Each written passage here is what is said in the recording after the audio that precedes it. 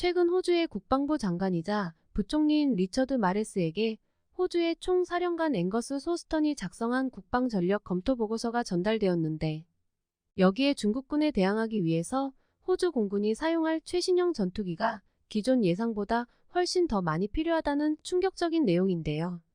보고서의 내용을 구체적으로 살펴보자면, 현재 호주에는 미국 보잉사의 구형 혼액기체 24대가 벌써 2번의 개량 작업을 진행했고, 추가적으로 약 80대가량의 최신형 전투기가 호주 공군에게 필요하다고 하였는데, 최신형 A4 레이더를 장착한 중국 전투기에 대항할 수 있는 4.5세대급 다목적 전투기가 필요하다고 했습니다.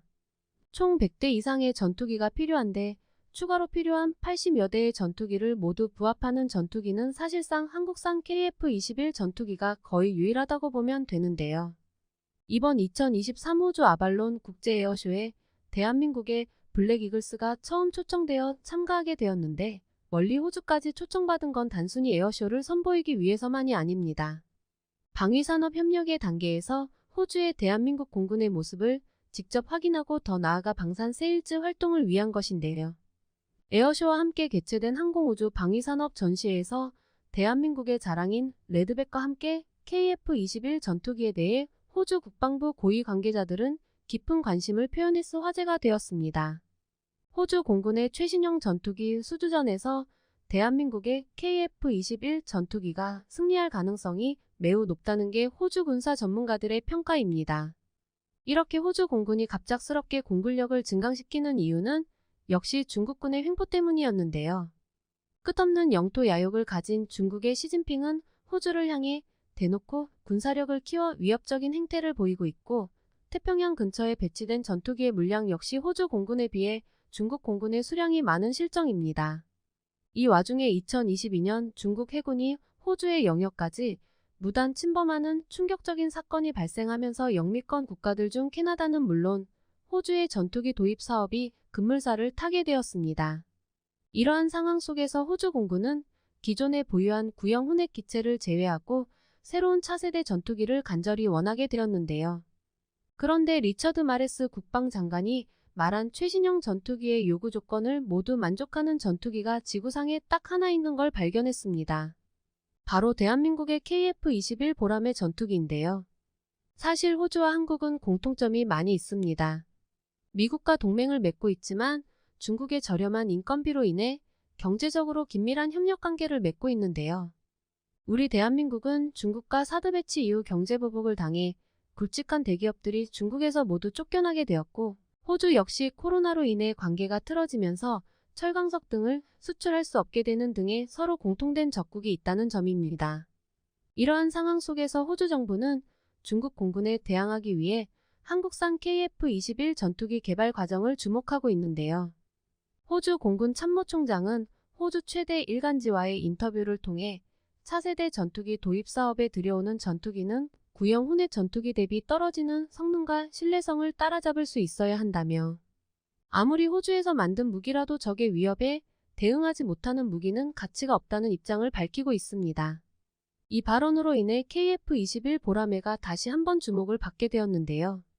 또한 한국의 군사무기 전문가들도 KF-21 전투기가 틈새 시장에서 400대에서 500대가량 해외 수출이 가능한 잠재력이 있다고 예측했으며, 대한민국은 이미 T-50 고등훈련기와 FA-50 경공기 등 국제 군용기 시장에 진입한 지 불과 10년 만에 7개국의 국산 군용기 250여 대 이상을 판매하는 놀라운 실적을 기록했습니다. 게다가 미국의 록히드 마틴의 국제 전투기 동향 보고서에서 대한민국의 KF-21 보라매 전투기가 양산되는 2026년 이후부터 약 15년간 전 세계 전투기의 수요는 무려 5,000대를 넘어갈 것이라며, 기존의 구형 전투기의 교체 시점과 함께 1년 이상 지속된 러시아와 우크라이나 전쟁이 국방력 증강을 일으키고 있다고 분석했는데요. 현재 KF-21 전투기는 시제기들이 모두 제작이 완료가 되어 시험 비행을 차례로 진행 중이며, 주간과 야간의 연속적인 비행 성공으로 인해 성능을 완벽히 검증받았습니다. 한편 지금 중국 정부와 국영 언론에서는 호주 공군이 도입한다는 한국산 KF-21 전투기에 대해 경계 상황을 내렸습니다. 현재 중국의 언론들은 호주가 미국 보잉사의 혼액 전투기의 개량 사업과 함께 추가 전투기 구매를 대한민국의 KF-21 전투기가 될지도 모른다는 가능성에 대해 심각하게 반응하고 있는데요.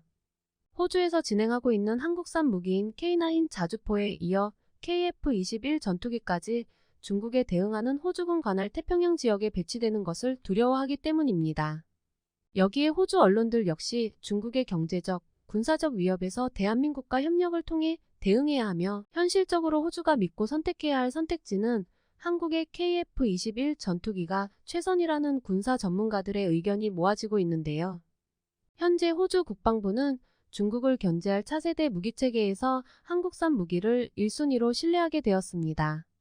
이처럼 언론들의 보도를 통해 호주 공군은 한국산 전투기 도입 역시 적극적으로 검토하고 있는데요.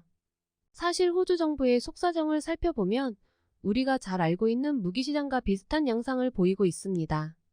호주는 대한민국의 대표 무기인 K9 자주포처럼 유지 보수는 물론 가격 대비 강력한 성능 개량까지 가능한 최첨단 전투기를 원하고 있는데요. 이런 이유로 호주 정부와 호주군의 모든 요구사항을 들어줄 나라가 한국밖에 없다는 것입니다. 반면 KF-21 사업을 추진하고 있는 방위사업청과 카이는 KF-21 전투기의 또 다른 수출 시장으로 서유럽과 동유럽 국가들을 꼽고 있습니다. KF-21 수출과 관련한 구체적인 계약 내용은 알려진 바가 없기에 국산 램제트 엔진이 등장하기 전까진 미국산 엔진 등을 장착하는 관계로 록히드 마틴의 F-35 전투기에 맞서 어느 범위까지 수출의 제약을 받게 될지 아직은 섣불리 판단은 어려운 상황인데요. 유럽 시장에서 가장 인기 있는 전투기인 유로파이터가 개량 작업에서 한계점에 도달했으며 최근 동유럽의 폴란드와의 많은 방산 무기 계약으로 인해 한국산 무기에 대한 신뢰가 유럽 전체에서 긍정적으로 작용하고 있습니다. 미국의 대표 수출 전투기인 F-35의 경우 지금 도입하고자 하더라고 2030년까지 생산 물량이 모두 예약이 되었기에 차선책으로 대한민국의 전투기가 유럽 시장이나 호주에 진출한다고 하더라도 미국 정부가 반대할 명분은 없다고 보여지는데요. 대한민국의 자랑인 KF-21 보람의 전투기가 호주 하늘에서 날아오를 그날을 응원합니다. 이상 ROK 군사전문TV 구독과 좋아요 부탁드립니다.